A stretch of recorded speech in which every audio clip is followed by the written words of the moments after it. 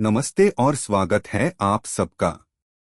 किसी भी बड़ी यात्रा से पहले मन में एक बुलावा आता है, एक ऐसी आवाज जो आपको किसी पवित्र जगह की ओर खींचती है। सदियों से लाखों लोगों को ऐसी ही एक पुकार सुनाई देती रही है और वो आवाज उन्हें ले जाती है एक खास जगह पर, पुरी में, भगवान जगन्नाथ के धाम में।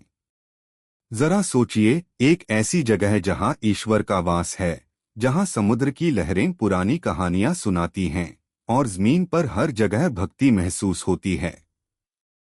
पुरी सिर्फ एक शहर नहीं है, ये एक बहुत पवित्र आध्यात्मिक लोक है जो दुनिया भर से भक्तों को अपनी ओर खींचता है। अगले 14 दिनों तक हम एक ऐसी यात्रा पर निकलेंगे जो सिर्फ घूमने फिरने की नहीं है, बल्कि कहानियों और अनुभवों की यात्रा है। हम पुरी के पुराने रहस्यों को जानेंगे, वहां की परंपराओं को समझेंगे और भगवान जगन्नाथ के पवित्र रूप से जुड़ेंगे। आज हमारा पहला कदम है इस उत्सुकता को महसूस करना, यह तैयारी की भावना, जैसे पूरा ब्रह्मांड हमें आगे आने वाले अनुभवों के लिए तैयार कर रहा हो। ये वो पल है जब हम एक इरादा बनाते हैं जो एक गहरी समझ में बदलने वाला है। जैसे एक तीर्थयात्री पवित्र जमीन पर कदम रखता है, वैसे ही हम भी अपने मन और आत्मा से अब पुरी में आ गए हैं।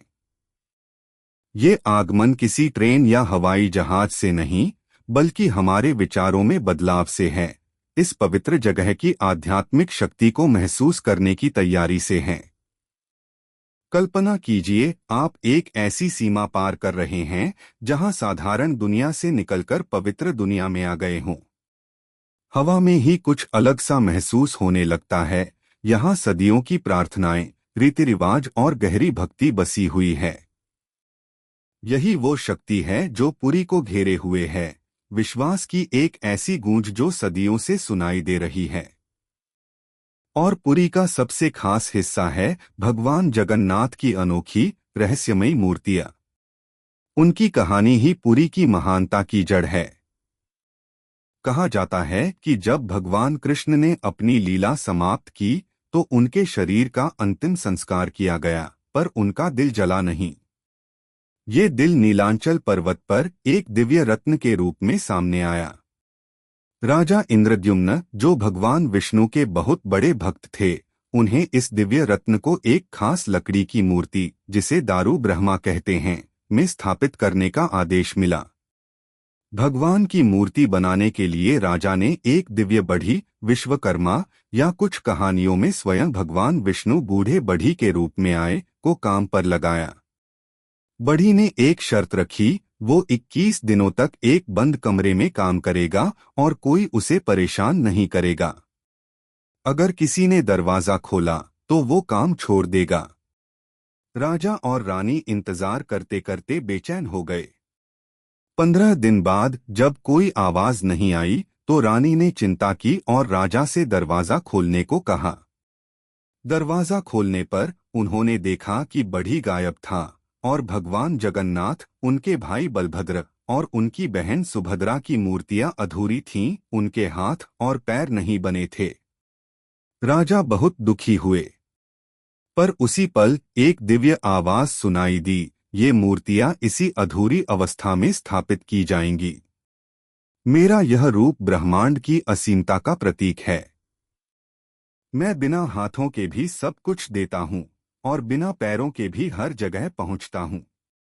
मेरा यह दारू ब्रह्मा रूप भक्तों के लिए मोक्ष का दरवाजा होगा। ये कहानी हमें सिखाती है कि भगवान का रूप किसी भौतिक चीज से बंधा नहीं है। पुरी में हम एक ऐसे भगवान के दर्शन करते हैं जो अधूरे होकर भी पूर्ण ब्रह्मा हैं, जिन्होंने अपने भक्तों के लिए निराकार होते हुए भी साकार रूप लिया है। यही पुरी की सबसे खास दिव्यता है। अब जब हम आध्यात्मिक रूप से पुरी में आ चुके हैं और भगवान के इस अनोखे रूप को समझ गए हैं, तो अब अगले 13 दिनों के लिए अपना इरादा तय करने का समय आ गया है। हम सिर्फ देखने वाले नहीं, बल्कि इस कहानी का हिस्सा हैं, जो भक्ति और किंवदंती की परतों को खोलेगी। हर दिन हम जगन्नाथ यात्रा के एक नए हिस्से को जानेंगे। हम महाप्रसाद के गहरे महत्व, पवित्र भोजन और उसके पीछे की कहानियों को समझेंगे। हम मंदिर के पुराने रीति रिवाजों को देखेंगे, वहां के रोजमर्रा के जीवन की लय को समझेंगे और पास के शानदार कोणार्क सूर्य मंदिर का भी दौरा करेंगे, जो पुरी की आध्यात्मिक कहानी से हमेशा जुड़ा हुआ है। यह सीरीज आपको खुद को इसमें डुबोने का न्योता है, ताकि आप इस उत्सुकता को श्रद्धा में बदलते हुए महसूस करें और एक ऐसी दुनिया में गहरे आगमन का अनुभव करें जहां ईश्वर हर जगह मौजूद है। अपना मन खुला रखें, अपना दिल ग्रहणशील रखें, क्योंकि हम इस खास यात्रा को शुरू कर रहे हैं। हमारे साथ बने रहें, क्योंकि कल हम पुरी के रहस्य के बहुत दिल का अनावरण करना शुरू करेंगे। तब तक इस आध्यात्मिक आगमन को महसूस करने के लिए एक पल लें। जय जगन्नाथ।